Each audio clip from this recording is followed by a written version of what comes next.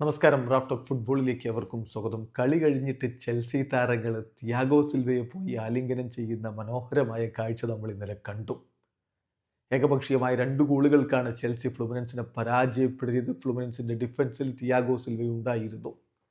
Team പൊട്ടി, പക്ഷേ തല ഉയർത്തി തന്നെയാണ് 40-കാരനായിട്ടുള്ള Thiago Silva club world cup വിടുന്നത്. അദ്ദേഹത്തിന്റെ പ്രകടനം ഒന്ന് നോക്ക്. ഫ്ലുമിനൻസ് തോറ്റിരിക്കാം, പക്ഷെ തിയാഗോ സിൽവയുടെ പെർഫോമൻസ് അത് വലിയ അഭിമാനം അദ്ദേഹത്തിന് തന്നെ നൽകുന്നതാണ്.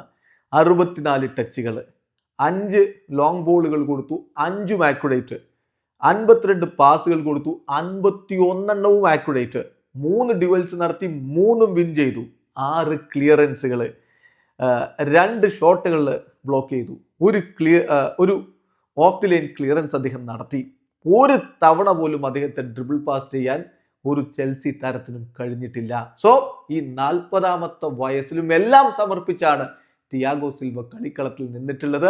തോറ്റിരിക്കാം, പക്ഷേ തിയാഗോ സിൽവ മടങ്ങുന്നത് തല ഉയർത്തി തന്നെയാണ്. വീഡിയോ അവസാനിക്കുന്നു. ഫുട്ബോൾ ലോകത്തെ കൂടുതൽ വിശേഷങ്ങളുമായി റാഫ് ടോക്സ് എത്താം.